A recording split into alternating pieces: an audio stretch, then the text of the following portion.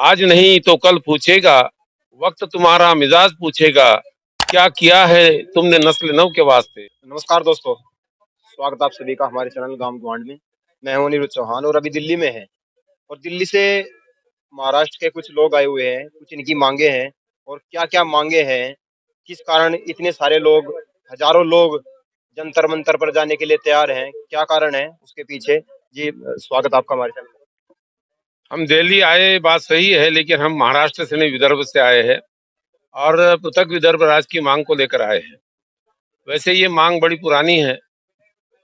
इस मांग को लेकर भी एक 100 साल से ज्यादा अरसा गुजरा है। आज इस मांग को इसलिए भी हम बड़ी ताकत से उठाना चाहते हैं क्योंकि हमारी जो पीढ़ी है, हमारी जो नस्ल है, हमारी नस्ल ने विदर्भ का दर्द भोगा है, उसको महसूस किया है।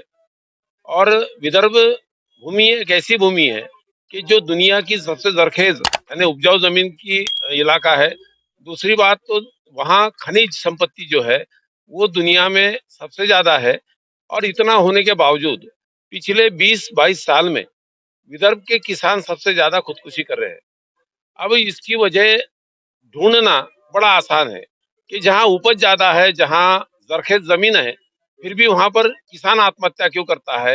वो किसान आत्महत्या करता है कि 150 साल राज करने के बाद अंग्रेज जब यहाँ से निकल गए थे तो अंग्रेजों के ऊपर जिस किसान का कर्ज था, यानी देश का कर्ज नहीं था, वो कपास उत्पादक किसान का कर्ज था। यानी कि अंग्रेजों को कर्ज में रखने वाला किसान आज कर्ज के लिए खुदकुशी क्यों करता है। ये बड़ा अहम सवाल हमारे सामने है और उसका एक ही जवाब हमने ढूंढा है। विदर्भ पृथक राज अगर हुआ तो हमारे फैसले हम लेंगे, और अगर ये नहीं हुआ तो अगली पीढ़ी को, अगली नस्ल को हम मुंह दिखाने के लायक नहीं होंगे। आज नहीं तो कल पूछेगा, वक्त तुम्हारा मिजाज पूछेगा, क्या किया है तुमने नस्ल नौ के वास्ते। ये बदलता हुआ समाज पूछेगा। हमारी अगली पीढ़ी के लिए हम आज हजारों लोग यहाँ दिल्ली में आए हैं, इसलिए कि विदर्भ पृथक राज देने का फैसला बंबई में नहीं होता है, वो दिल्ली में होता है। दिल्ली का जो हुकूमत आज है, जिस पार्टी की हुकूमत है, उस पार्टी ने 4 राज्यों को अलग कर दिया है। अगर आप 4 राज्यों को अलग कर सकते हैं तो विदर्भ, पृथक विदर्भ राज्य की, आजाद विदर्भ राज्य की मांग पूरा करने में आपको दिक्कत क्या है।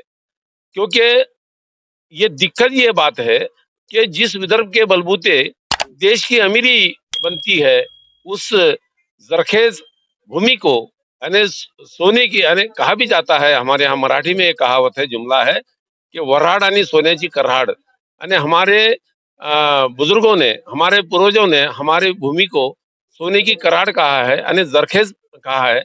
हम आपका शुक्रिया अदा करते हैं कि हमारी आवाज लोगों तक पहुंचाने में आपने जो पहल की है, इसलिए मैं मीडिया का बड़ा आभारी हूँ विदर्भवादियों की। आपको क्या लगता है, क्या मोदी जी आपकी मांग मानेंगे? क्योंकि पहले भी किसान एक साल एक महीना यहाँ पे काट के गए हैं, दिन रात उन्होंने एक कर दिया, दिल्ली के चारों तरफ बैठे रहे। आपको क्या लगता है कि आपकी मांग, क्योंकि 100 साल पुरानी मांग है आपकी, आपको लगता है मोदी जी मानेंगे आपकी मांग? सवाल मोदी जी का नहीं, मोदी जी की सरकार का है। सरकार चलाने वाले जो लोग हैं, सरकार को यानी पार्टियों को फंड देने वाले जो लोग हैं, वो पूंजीपति है। और पूंजीपति ये नहीं चाहते कि विदर्भ राज अलग हो जाए, क्योंकि विदर्भ राज की लूट पर ही उनकी पूंजी का जखीरा और महल बना है। और आज कुछ भी हो जाए, मोदी जी माने या ना माने, जनता इतनी फैसला कर चुकी है कि आजादी के लिए लोगों ने कुर्बानियां दी है, तब जाके आजादी मिली है। आजादी किसी सरकार ने हमको नहीं दी है। इसलिए मैं उस सवाल पर नहीं जाना चाहता जहां यहाँ इसी दिल्ली में एक साल से ज्यादा किसान आंदोलन चला है। और जनता जब उठ जाती है, सबसे बड़ा तूफान अगर जमहूरियत में यानी लोकशाही में होता है, वो लोगों का होता है। और हम ये कोशिश करेंगे कि हमारे हिस्से जो मुश्किलें और जो दर्द आया है, वो दर्द हमारे अगले पीढ़ी के हिस्से में ना आए। इसलिए यहाँ से, दिल्ली से एक कसम लेकर हम जाने वाले हैं और अगली पीढ़ी खुशहाली में जिए। इसलिए सरकार किसकी है, मोदी जी की है या और किसी की है, या माने नहीं रखते। एक बात जरूरी है कि आज तक भाजपा ये बहाना करती थी कि भाई शिवसेना के भरोसे हमारी सरकार है और शिवसेना को नाराज करना हमारे लिए मुमकिन नहीं है, लेकिन आज शिवसेना के बगैर सरकार है। अगर भाजपा चाहती है और भाजपा पार्टी ने खुद पृथक विदर्भ राज्य के लिए आंदोलन किया है और उस आंदोलन में मैं खुद शरीक था। और अगर अपने वादे से भाजपाई नेता मुकर जाते हैं तो हम उनका शुमार, उनकी गिनती मुकरने वालों में करेंगे। जो वादा खिलाफी करते हैं उनको कैसे सबक सिखाना ये जनता भी जानती है। अच्छा, विदर्भ के क्या फायदे होंगे और किसानों को खासकर क्या फायदे होने वाले हैं? आपकी मांग भी पुरानी है, इससे स्पेशल क्या फायदा होगा किसानों को? विदर्भ राज्य अगर अलग हुआ तो विदर्भ में बहुत सारा खनिज है। विदर्भ में ऐसी जमीन है, आज देखिए आप कि कपास के दाम 14,000 रुपए पे गए हैं। और ये जानकारी समझना चाहिए लोगों को कि आज भी अमेरिका के व्हाइट हाउस को विदर्भ के कपास का कपड़ा लगता है। आज भी अमेरिका में जितनी भी पढ़ी लिखी महिलाएं हैं वो यहाँ के कपास का स्कर्ट पहनना पसंद करती है। दूसरी बात यह है कि यहाँ सिंचाई की जो व्यवस्था है वो नहीं के बराबर है। ये बहुत बड़ा जुर्म विदर्भ के ऊपर हुआ है। और अगर सिंचाई की व्यवस्था हुई तो दो दो चीजें, आज इंपोर्ट करने में हमारा बहुत सारा विदेशी मुद्रा का खर्च हो रहा है। वो दो चीजें हैं, तिलहन, 70% तिलहन हम बाहर से आयात करते हैं जो विदर्भ पूरा करने की कुवत रखता है। दूसरी बात तो दलहन, दलहन को आयात करने में अपने सरकार का बहुत सारा पैसा खर्च होता है, विदेशी मुद्रा खर्च होती है।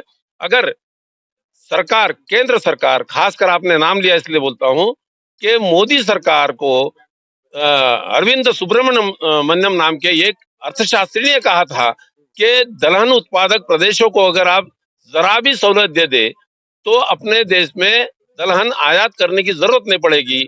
लेकिन यहाँ के लोगों के फायदे से ज्यादा दलालों का फायदा और पूंजीपतियों का फायदा जो सरकार मानती है, उनसे हमको कोई उम्मीद नहीं है। सीधे हाथ, ये सीधे सीधे मुंह मानने वाले लोग नहीं है। इसलिए हम हमारे तई कोशिश करेंगे, हम कोशिश करेंगे कि यहाँ से कसम लेकर के दिल्ली सरकार को मनवा के ही रहेंगे और यही हमारा मकसद है। अच्छा, आपको जब सरकार आप अगर आपकी बात नहीं मानती है, क्योंकि आंदोलन पहले भी 1 साल 1 महीना चला है, तो क्या आपका आपने निर्णय कर लिया है, आपने मूड बना लिया है कि आंदोलन यहाँ भी इसी तरह चलने वाला है? आंदोलन कैसे चलेगा ये निर्णय तो हमारे नेता लोग लेंगे।